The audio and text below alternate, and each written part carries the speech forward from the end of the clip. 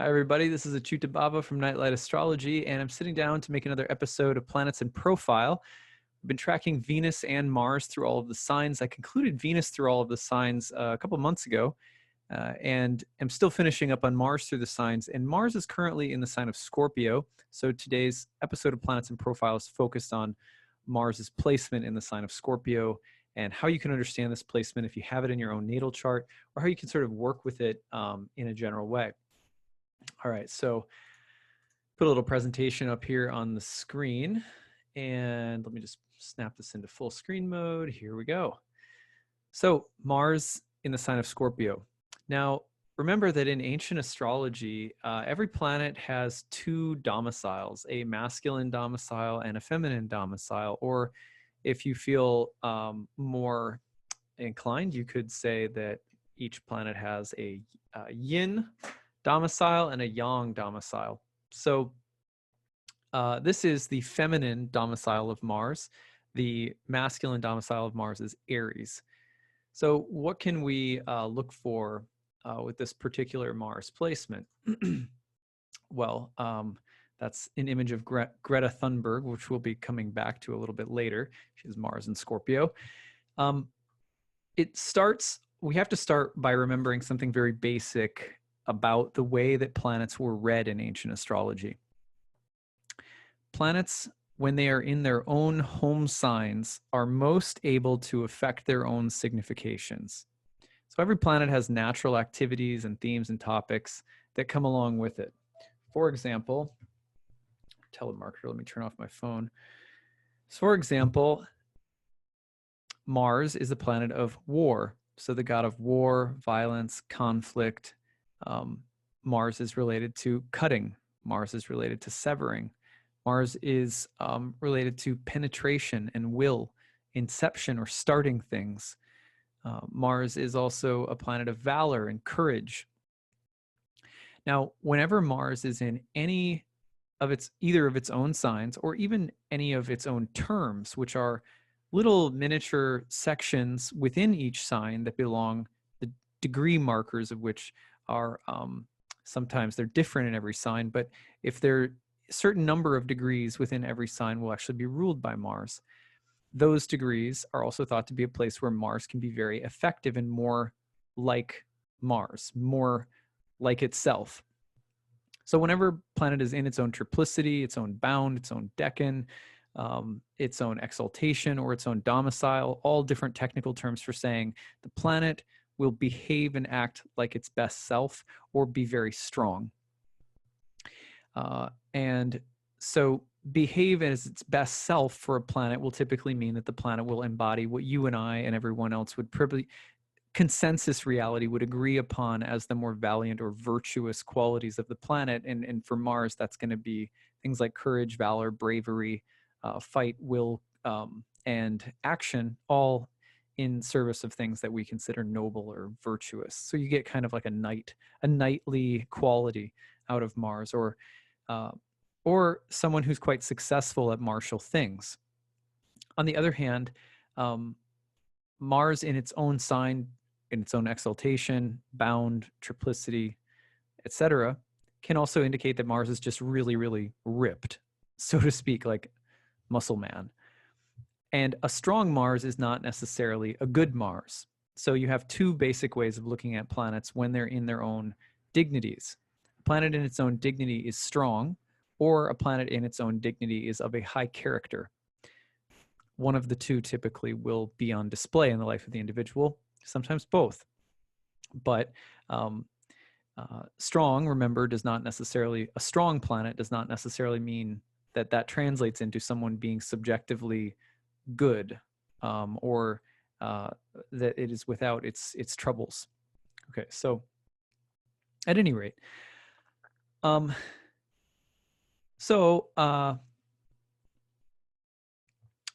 when Mars is traveling through any other sign in the zodiac, and any other bound or face or triplicity, etc., it has to filter its needs and wishes through the planet whose temple it is traveling through. So if you have Mars in Sagittarius, it's like Mars is a house guest of Jupiter. And so Jupiter will always be taking care of the needs of Mars or giving things to Mars. That could mean a Mars that is strong and courageous and receives benefits or blessings or honors or awards, Jupiter things. Could be a Mars that is very philosophical, religious, or academic, because it's a Mars in Jupiter's sign, and Jupiter confers upon Mars, in addition to strength, things like academics, religion, and so forth. So if Mars is not in its own home sign, Mars will always be receiving something from its host. Now, in ancient astrology, this is why it was considered a very good thing when a planet was in one of its own dignities, if not multiple of its own dignities. Because what that means is that the planet is unfiltered it's not being mediated by any other planet. So that again means that it's like I can just do what I want to do, and what's in my own nature to do is Mars-like stuff. I don't have to combine, blend, or rely upon the health or weakness of my host. Because the other thing that can happen is if a planet's in a sign and that sign ruler is in a weak position in the chart, it can't get a lot from that ruler, and that affects its significations. So these things are very important technical things. You always have to look at these things. The nice thing about Scorpio is, again, that Mars is at home. This is its feminine domicile. So you get a Mars that can sort of do Marsy stuff a little bit more easily. Scorpio is the cool, moist, feminine water sign of Mars. So Mars is actually a part of the nocturnal or quote unquote feminine sect of planets in ancient astrology. And it's unclear if why exactly this is, but Mars has this interesting, although Mars is a superior planet and is often considered, masculine, Mars makes an unusual amount of has an unusually high amount of phasal dynamics in terms of its synodic cycle with the sun. For this reason, one of my teachers, Robert Schmidt, speculated that it was likely that because, and I think this comes from Porphyry maybe as well, but it is likely that because Mars demonstrates more variability, and variability is a trait of the feminine planets, Venus, the moon, and then Mars is added to this nocturnal sect of planets, which are defined by Porphyry in terms of making more phasal appearances and having more phasal dynamics. And that the greater the variety of visible things that the planet does in its synodic cycle with the sun, the more variance and change and flux, the more it was associated with the yin or the feminine, all of which is associated with the moon and the realm of fortune or changeability in general. And so Mars is this interesting planet because Mars, although quote unquote masculine, has this intensely changeable aspect to it in terms of its ongoing synodic cycle dynamics. So Mars is actually very, very comfortable and does really well in the feminine sign of Mars, in Scorpio, excuse me. So the way that you can read this is by saying that you have a Mars that may be more prone, more changeable, more combustible. Mars in Aries is steadier, more solid, even though it's a tropical sign and this is a solid sign. I know that seems kind of contradictory, but fiery Mars it can start things, it's action oriented, but it's not nearly as changeable and fluid as this Mars is, because of the feminine quality, because of the receptivity, and because we're amplifying that sense of Mars as a very changeable planet in the visible sky when we're reading it through its feminine sign. So Mars is going to express itself in Scorpio in a way that's natural to its own nature, which sounds silly, but what we're saying there is just that it's not going to have to negotiate with another planet by virtue of being in its own sign. It can be itself, and it has greater ease and strength in doing so. It can embody its more virtuous qualities or may demonstrate martial strength with less compromised results overall. So this is, again, a real benefit for Mars being in its own sign. But again, it's going to be a more feminine Mars. It helps to remember that this is the fixed yin autumnal sign that has to do with the fixed space of descent. So when the sun is coming down in the northern hemisphere, which is where this archetypal language is rooted, you could say, it's all symbolic language.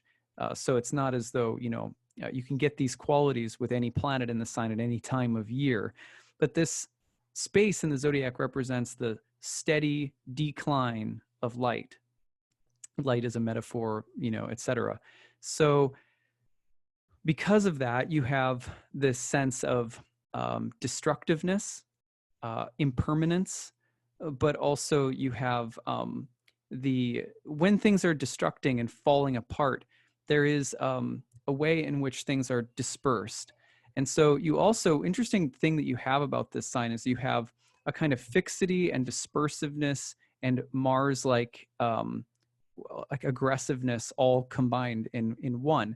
And interestingly, that can really manifest in two different ways: straight up tendency towards being more destructive and combative in a way that is sort of darker and just heavier and very autumnal. And so you have just kind of the dark Mars, but also in terms of this need to fortify, protect, or defend against things that are perceived as threats, things that are perceived as potentially destructive, destabilizing elements, which is kind of, it's like a weird paradox about Scorpio, that you have this really defensive, protective energy, as well as one that tends to be more intensely destructive and almost revels in decomposition and chaos. So you can have both. And of course, this Mars is also like a dark lord. It has that feeling of being it has a kind of kingly or queenly lord of the underworld feeling to it. Mars is kind of like a king in Scorpio. Anyway, so these are some things to think about. As usual, this Mars may struggle with typical Mars-related themes, though with a particularly feminine or yin twist. So, for example, paranoia, defensiveness, jealousy, betrayal, tendency to be overly protective.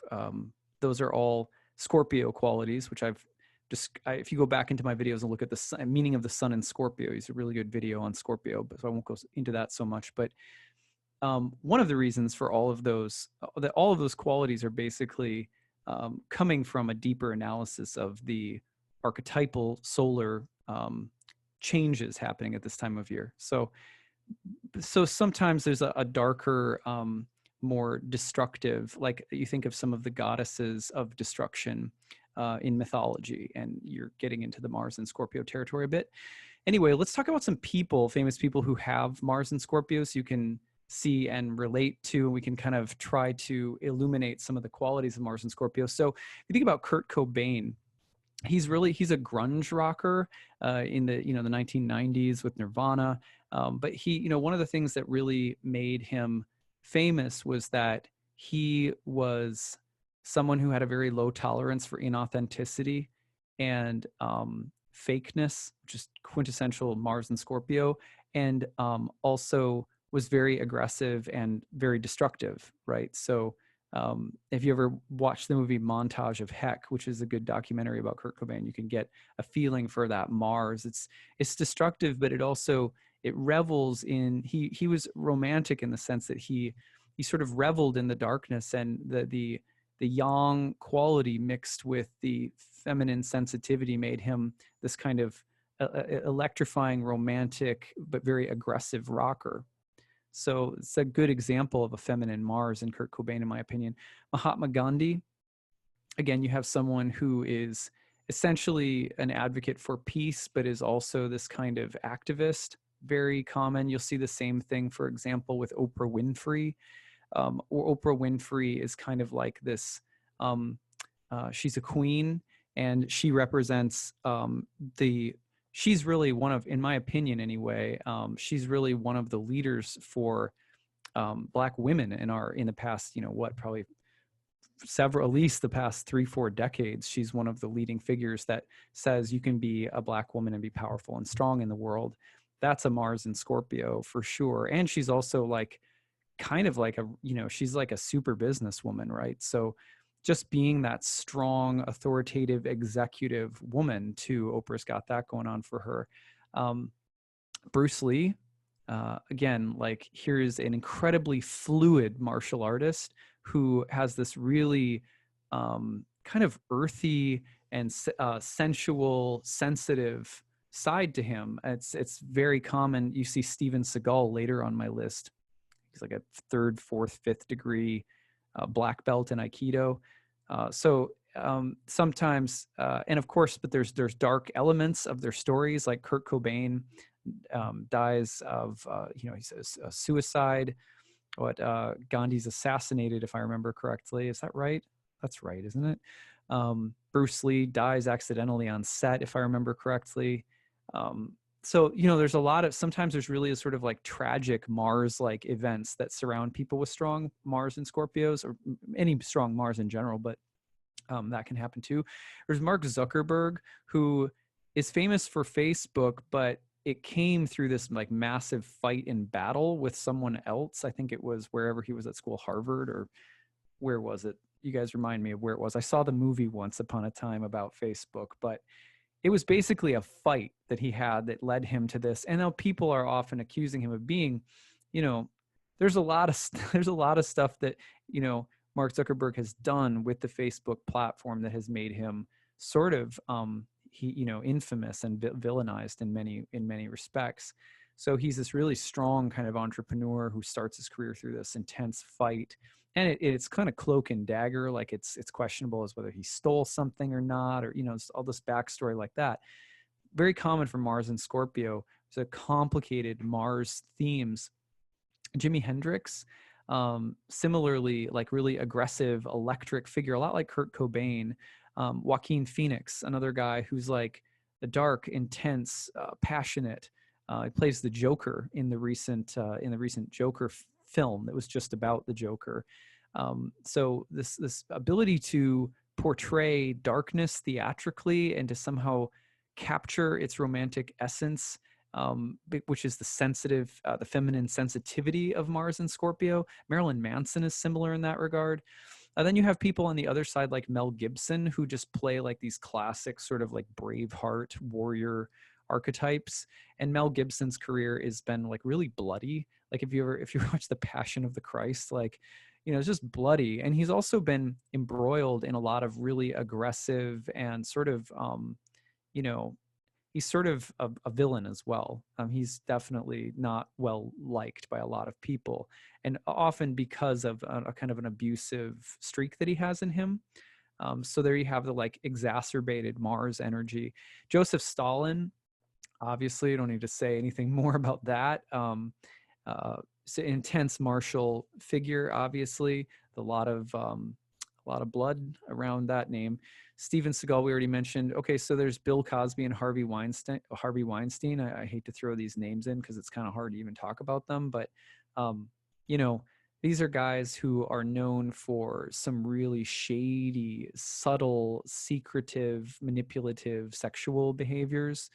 Jean-Paul Sartre, who is a famous existentialist philosopher, really dark and aggressive in his view of the world, but also gets to something essential about destruction and darkness, and is very eloquent in the way that he writes.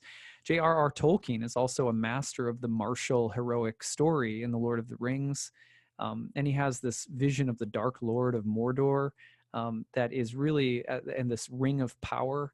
These are deep, like yin themes. So the ring has to be cast into the middle of a volcano, and there's a finger sliced off in the process, and there's lots of blood and guts in the Lord of the Rings.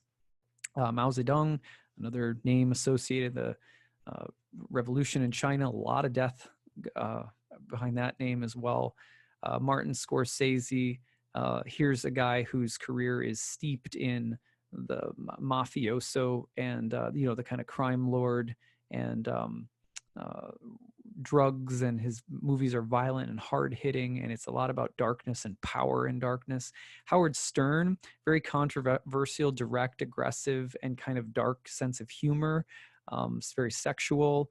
Joe Rogan, similar kind of radio personality, who's a martial or a former UFC fighter or something like that, but he hosts like UFC fights, and he's really controversial. He likes to push buttons, and there's a kind of punk feeling sometimes behind Mars and Scorpio, or activist, or fighting for something that's sort of controversial or taboo.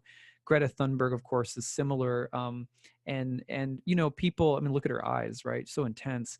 And what a fighter, an activist. And people are really hard on her too, and believe that she's been sort of co-opted by some this bigger narrative, and she's being used and so forth. And whether or not that's true, just notice that her life is steeped in martial controversy. She's a fighter. The president slams her on Twitter, whatever.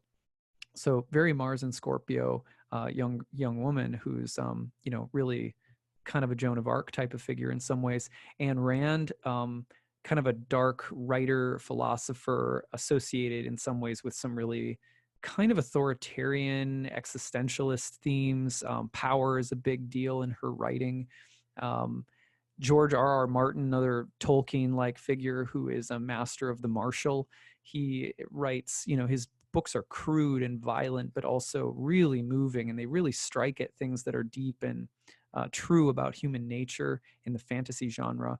Hildegard of Bingen, of course, who's a multifaceted, multi-talented nun, and she is a visionary composer, just a famous figure in the Catholic tradition. And finally, Eleanor Roosevelt, who of course is sort of like the war, she's like the right hand, Mars is sometimes called the right hand of the sun, and she is definitely someone who is one of the remarkable first ladies of United States presidential history, and just in terms of the amount of moxie and fight that she had in her and stuff like that. So anyway, my take on these individuals is by no means authoritative. I am a spectator, historically speaking. I'm not any kind of expert, but I see each of these characters. I picked these because they all demonstrate some kind of really powerful martial signature, and sometimes really complicated by, darkness.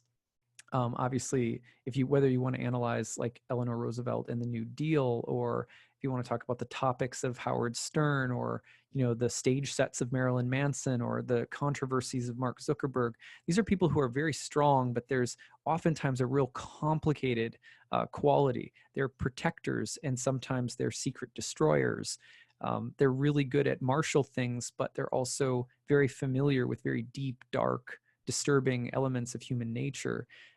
So it's an interesting mix to look at. That's what I've got for today. When you check it out in your own birth chart, of course, knowing that you have this in your own birth chart, maybe you can relate. If so, tell me your stories in the comments section. I'd love to hear them. I'd love to hear how you deal with being a Mars and Scorpio kind of person, how you deal with it if someone close to you has it, what are they like? Share some stories. And otherwise, remember that the house topics and aspects in the chart make a big difference as well. So it's never just Mars in Scorpio in a vacuum. It's Mars in Scorpio. It's telling a story that's part of a whole chart. All right, that's what I've got. Thanks for listening, everyone. Take care. Bye.